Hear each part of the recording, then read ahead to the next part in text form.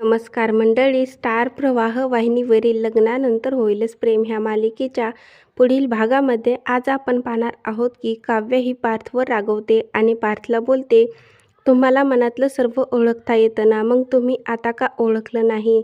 मी मनामध्ये म्हटलं आहे की मला हे लग्न टिकवायचं आहे. पार्थ देशमुख, आता मला तुम्ही खूपच आवडू लागला आहात. आणि तेव्हा काव्य व पार्थ दोघेही एकमेकांकडे प्रेमाने पाहू लागतात.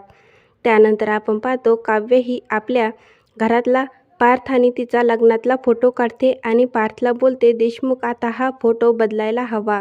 आता घरामध्ये आपल्या दोघांचा एकत्रित हसरा फोटो हवा. आणि तेव्हा पार्थ देखील तिच्याकडे प्रेमाने पाहू लागतो आणि तिला बोलतो, हा फोटो या रूममध्ये नको आहे. त्यापासून रूममध्ये हसरा फोटो लावायचा प्रवास माझ्या मांजरीने पूर्ण केला. आणि तो तिचा गाल ओढतो आणि तेव्हा दोघेही एकमेकांकडे प्रेमाने पाहू लागतात.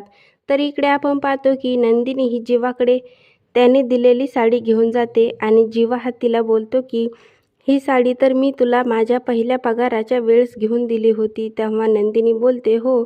आणि जीवा बोलतो की तुला ही मी घेतलेली साडी भलतीच आवडलेली दिसते. त्यावेळेस नंदिनी स्वतःशी बोलते की हो जीवा देशमुख, फक्त मला ही साडीच नाही तर तुम्ही देखील खूपच आवडायला लागला आहात. पार्टी झाल्यानंतर मी तुम्हाला माझ्या मनातले सर्व काही बोलून टाकणार आहे. आणि तेव्हा दोघेही एकमेकांकडे प्रेमाने पाहू लागतात.